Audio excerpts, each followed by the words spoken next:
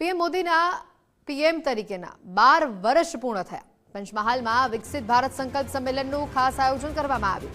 BAPS મંદિર ખાતે આયોજન કરવામાં આવ્યું હતું। ધારાસભ્ય, સાંસદ સહિતના પદાધિકારીઓ આ કાર્યક્રમમાં હાજર રહ્યા।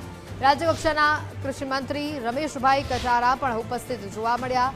યોજનાઓના લાભ લાભાર્થીઓ સુધી પહોંચ્યા હોવાની વાત રમેશભાઈએ આ કાર્યક્રમ દરમિયાન કરી। સાથે જ તેમણે ઉમેર્યું કે વિકસિત ભારતના સંકલ્પને સાકાર કર્યો છે।